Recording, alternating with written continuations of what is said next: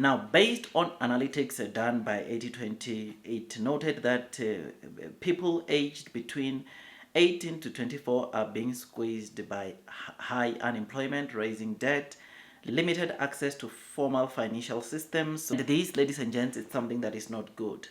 I mean, this report by 8020 or this analytics by 8020, almost half of South Africa's population is below 24 years, and which unemployment is one of the things that is squeezing, of course, this group of between 18 to 24 when it comes to obviously getting the opportunities out there. But it must be noted that in as much as we are talking about this, all of the people that goes, or all the age group that goes within this age group of 18 to 24, of those that goes to universities, 40% of them after finishing their studies, they are getting jobs within reasonable times, but 30% cycle in and out of formal informal employment, whilst 20% wants to find jobs but never really get the opportunities, right?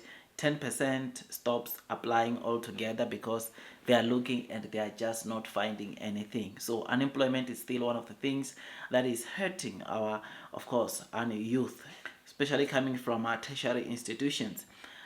I mean, another insight which was done by RMF's marketing product survey, which surveyed 20,000 South Africans, it revealed that young people apparently they are so private about their debt and they strongly prefer borrowing from formal institutions rather than friends or family.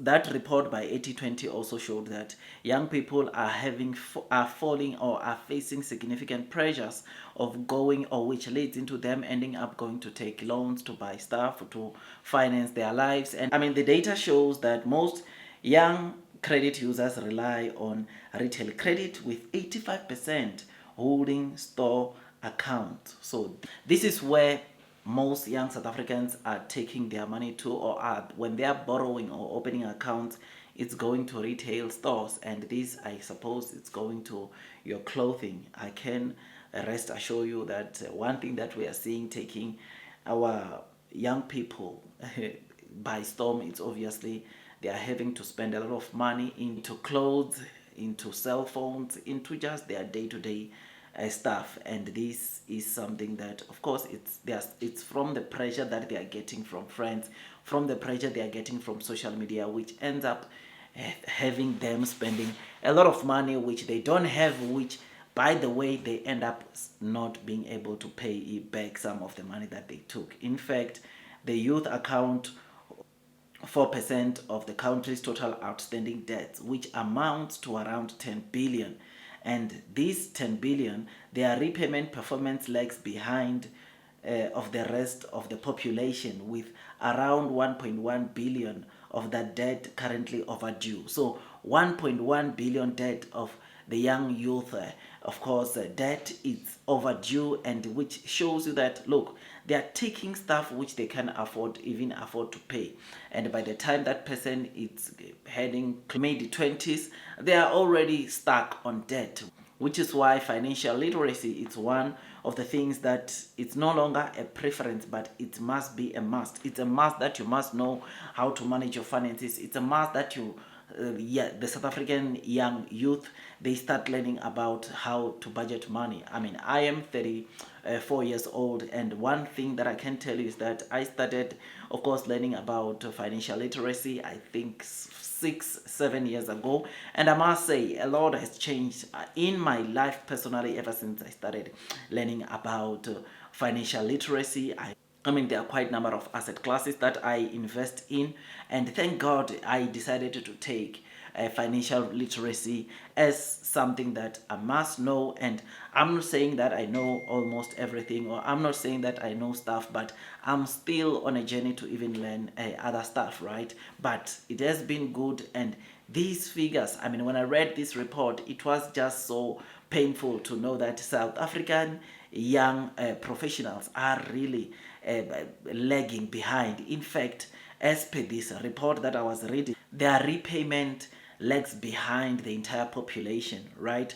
So the age between 18 to 24 years, their repayment lags behind the entire population, which is something that is not good, man. I mean, I wish these things could be obviously could be some of these things of financial literacy can be made compulsory to make our, of course, our generation or the generation to come to always come equipped with financial literacy, because it's important to know how to run your business. It's important to know how to run your money, how to manage your money better, how to save, how to invest at a young age, because if already this age group is already struggling to pay their debt at this age of between 18 to 24, it's not a good start, honestly. But the good thing is that they still got years and years to live in this earth, and hopefully they get to rectify, or some of these people get to rectify as early as possible. We cannot, yes, there's a problem, or there are issues of high unemployment in South Africa, that the opportunities are just not a lot. I mean, and as I'm doing this video, there are so many students right there who are in varsity, and some of them are on their final years, and it is a sad story that some of them are going to get 40% of them, they are going to get, of course, sort of like jobs, but the rest, they are just going to struggle. Some are, and are going to end up being on the list of people that give up and don't want to apply at all. It's a sad reality, but at the same time, those that are working in terms of making financial decisions, it appears that their decisions are not that accurate. Their decisions are leading them into succumbing to a lot of pressure, which ends up making them going to take credit to maintain or to elevate their lifestyle, to feel relevant and not being left out. And this is due to, of course, the social media, which makes you feel like you are being left out by not, of course,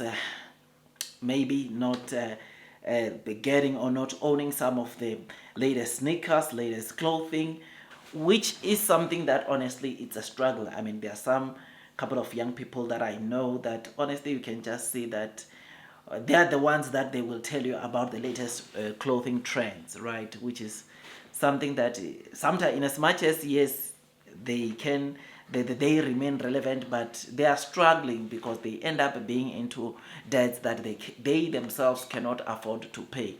So look, things needs to change, and one of the things that needs to happen in South Africa is that these young people, they need to be taught financial freedom. Financial freedom is something that needs to be a compulsory thing. I mean, I've got two channels, right? I've got this channel and I've got the other channel, which, of course, in terms of analytics, you will know that YouTube will tell you who is really watching your content. And from the demographics, honestly, I'll be honest with you, young people, when you talk about investing stuff, they are just not there.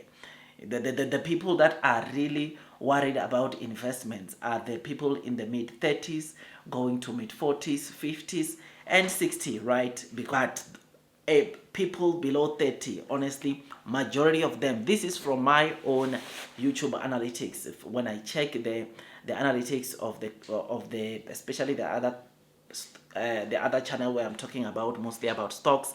I know on this channel I also talk about local stocks, right? But honestly, the people that are watching this kind of content are the people in the mid 30s, which it's sad, man, because financial freedom, it's one thing that one is supposed to learn at their early age or at their early days.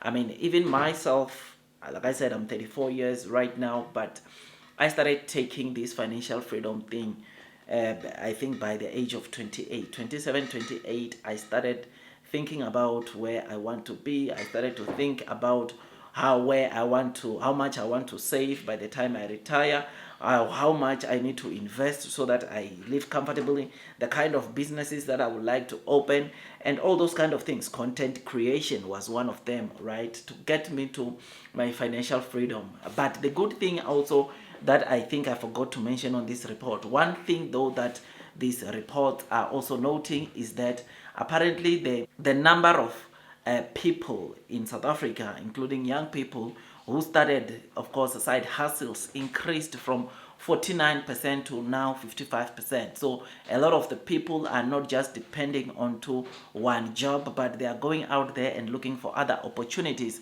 that helps them, or that can help them make extra income, which is, this is the way to go. And for this, in as much as we are talking all these kind of things, I think we should really commend those people that are taking their opportunity and going to look for opportunities to make money outside their 9 to 5, which is, it is a good way to go. It is a good thing to do, because there are people all over the world that their side hustles are becoming their main jobs. They are quitting their jobs and they are just focusing on their side hustles, because their side hustles is generating them so much money that, of course, they are making 2 times what they would pay on a 9 to 5. And side hustles, it's something that actually people tend to enjoy, because a side hustle is something that, of course, one way or the other, you must be sort of a bit passionate about your side hustles. So you must, that's what people truly love, which is why some of the side hustles become or end up being the main jobs that people are doing, which is something that is always good to see. So yeah, man, I just thought I'd give you this quick update. Tell me what you think about this. Like, share, subscribe, hit that notification bell. I'll see you on the next one, my dear friends. That is all from me, and God bless you all.